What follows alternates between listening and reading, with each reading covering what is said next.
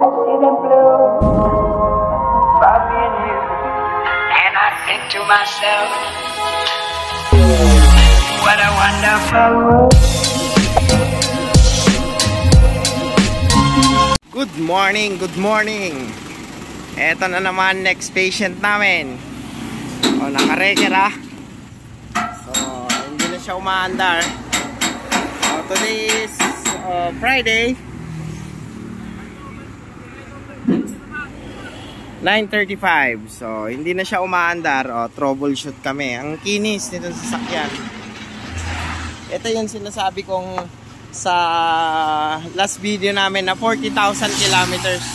I-check ko siya kung legit na 40,000 kilometers.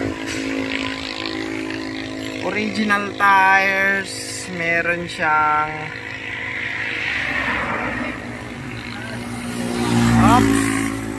mukhang nagpalit na kasi ang production ng tires is 2015. Nagpalit na ng tires. See? This is 2015 production number. Ito yung sinasabi kong 40,000 kilometers. So, kita natin mamaya. So, titignan natin kung ano magagawa natin. Kung kaya pa natin siyang paandarin with chip! Chip! Alright, mukhang legit. Mukhang legit. Mukhang ito na nga yun.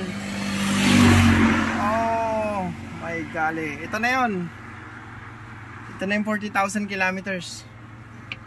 Nandito na yung 40,000 kilometers na trooper. So hopefully maitama natin siya. Okay.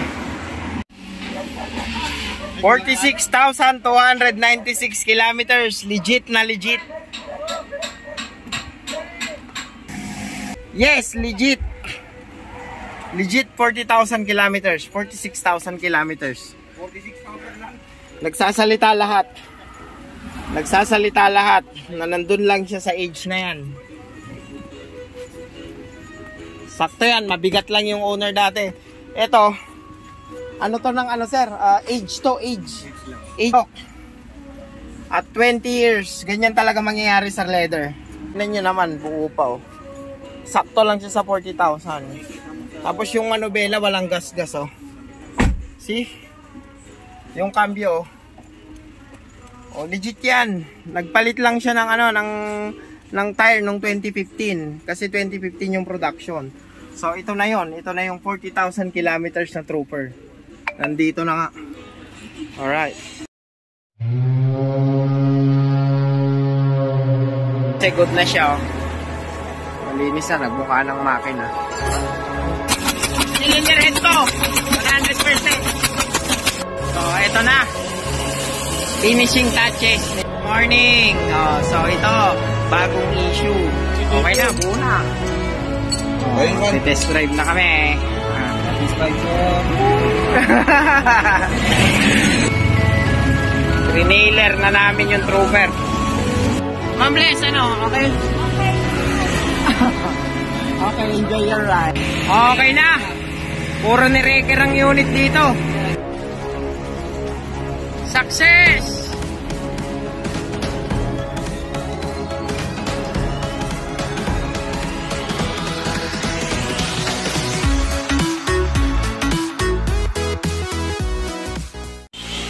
$40,000 kilometers, legit na legit. 46,000, legit to. Sure ball ako dyan. Andito na yung pinakabatang trooper oh. So nagka-problema lang ng konti si sir. Ito yung pinakabatang trooper. So para, this is 46,000 kilometers. Guaranteed legit. Legit yung mileage niyan. Oh, yung engine. So ito na. Around less than 30 minutes. So napaandar na namin siya. Well, magno-normalize na lang ako ng data. Mag-i-interpret ng data. Magbabasa din PMS para maidala ko ulit to sa top performance. Eventually hindi naman to ganun kadugo kasi ang baba ng mileage. O, ang baba ng mileage, PMS lang to, maintenance lang na maganda to, tatagal tong unit. Alright, ito oras, time check. Oh, wala pang 30 minutes, umaandar na tayo. RPM na yan. See?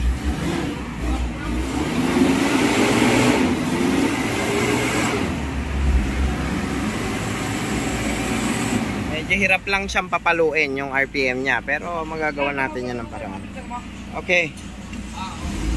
Ito nangyari sa ECM. So, kaya rumble yung file kanina, inalaw na yung ECM, tapos nawala pa yung retainer.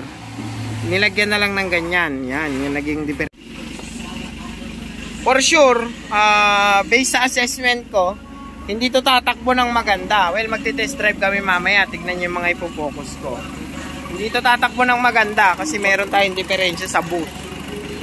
Alright, mag-check muna ako. Mag-troubleshoot muna kami. Tignan nyo yung reserva. Tignan nyo yung reserva. Oh, that's yung production number niya 2002. So, ito pa lang nung nilabas siya sa kasa. Ayan pa yung markings, oh. Buhay na buhay, oh. Oh, for sale, 10,000 yung original na ano. Original na reserva, oh. Ayan, oh. Alright. Oh, ayan, oh. Tignan mo yung chain ko sa pedal. Grabe na yung RPM natin, oh. Pero hindi tayo makausap, oh. Kasama lahat yan. Grabe.